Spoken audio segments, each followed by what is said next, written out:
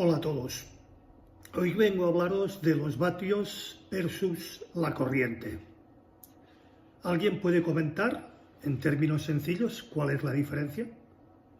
He visto algunos amplificadores de alta potencia que realmente producen muy poca corriente y algunos amplificadores de muy baja potencia que producen mucha corriente. ¿Qué es más importante? ¿Vatios o corriente? Si la corriente es más significativa, ¿por qué nosotros y la mayoría de fabricantes hablamos normalmente de vatios? Ambos son realmente importantes. Los vatios determinarán qué tan fuertes sonarán nuestros altavoces. La corriente determinará qué tan equilibrado está de arriba abajo el sonido en los altavoces, cuyas cargas de impedancia varían mucho en las diferentes frecuencias, particularmente a volúmenes de escucha más bien bajos o moderados.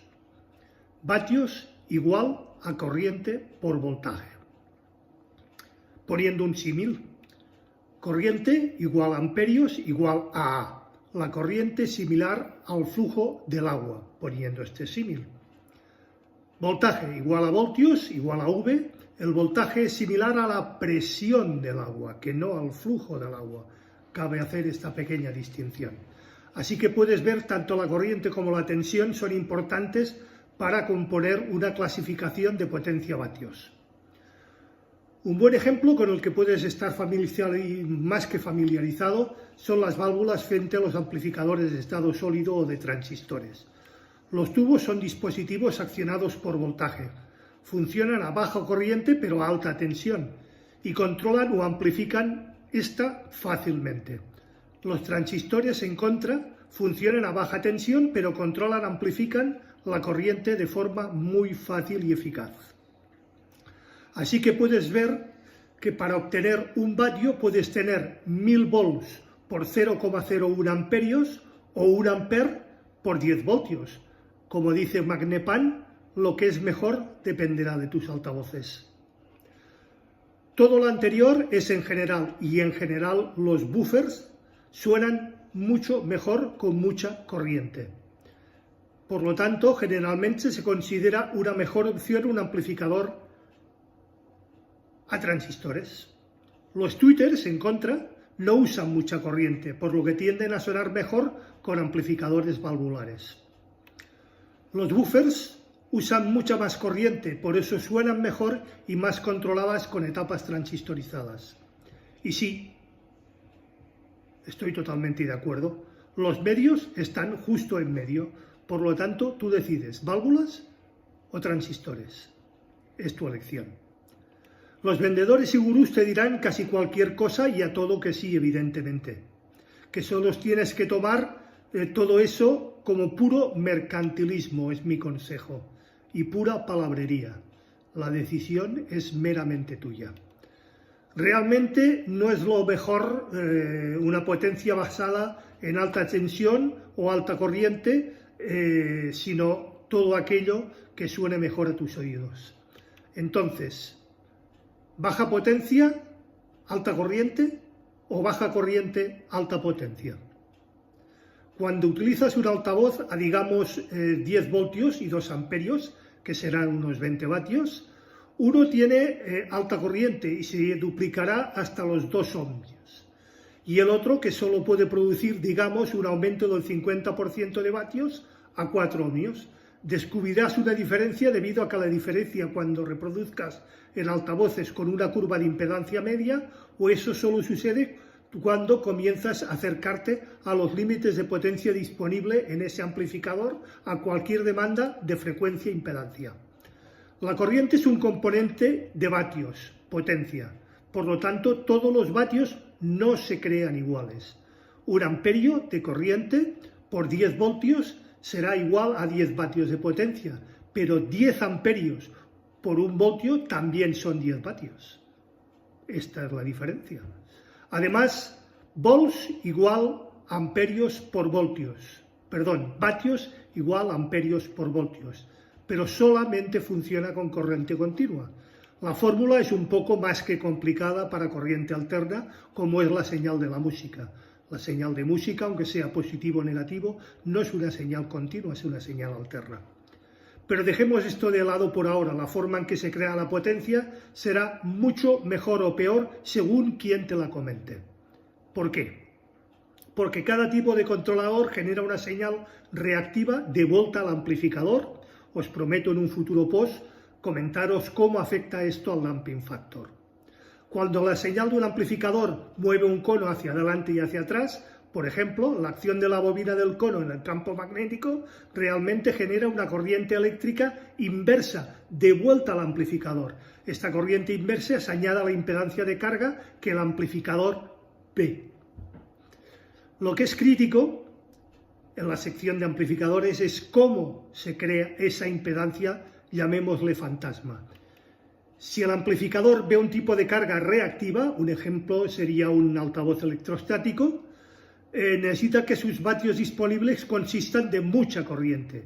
Si ve una carga de tipo resistivo, como los conos, cúpulas, cintas y magnéticas o del tipo plano, necesita que sus vatios disponibles consistan en muchos voltios para superar el voltaje inverso creado por este tipo de altavoces. Voy a generalizar un poco, pero un vatio amplificado a válvulas, un circuito push-pull típico con su transformador de salida, será rico en la corriente que pueda poner a disposición para ese vatio de salida. Un vatio de amplificador en estado sólido, un circuito push-pull típico con los transistores de salida directamente acoplados al amplificador, será rico en voltaje que puede poner a nuestra disposición, pero ese vatio será solo un vatio de salida. Las válvulas son mejores que el silicio para cargas capacitivas y el silicio mucho mejor que los tubos para cargas resistivas. Muy bien, esta es una definición generalizada. Sin embargo, debido a que la impedancia de todos los altavoces varía ampliamente dependiendo de la frecuencia, la impedancia nominal de los altavoces es solo una cifra nominal. Podría haber momentos en que lo que necesitaras fuera un amplificador enorme para amplificar esos altavoces de forma dinámica, de forma correcta. O si estás amplificando unos electrostáticos, solo los paneles, estamos hablando de solo los paneles, es posible que necesites un enorme amplificador de estado sólido para dar a esos la corriente que necesitan, cuando un amplificador a válvula de mucho menos rendimiento sonaría igual de bien o posiblemente mejor. La gente en el audio esotérico generalmente están a un nivel Stanford Bimet de 3 dígitos, pero muchos, probablemente la mayoría, han tenido poca ocasión de familiarizarse con la naturaleza de buenos diseños del circuito de las etapas amplificadoras. Ahí la disyuntiva. Pero si tomas un poco de tiempo y pasas por un buen y razonable tutorial en línea, claro, fácil de entender, encontrarás más información que muchas de las explicaciones y de las disyuntivas y de las paparruchadas de los expertos gurú, autoproclamados gurús, ungidos que persiguen simplemente su grandeza, agrandar su ego o su gloria. La confusión con las clasificaciones del amplificador: los amplificadores no producen vatios, producen corriente, o deberían de generar corriente. Un amplificador es una fuente de voltaje, al igual que la red de 120 o 240 voltios de nuestra casa. Una analogía fácil de usar es una bombilla.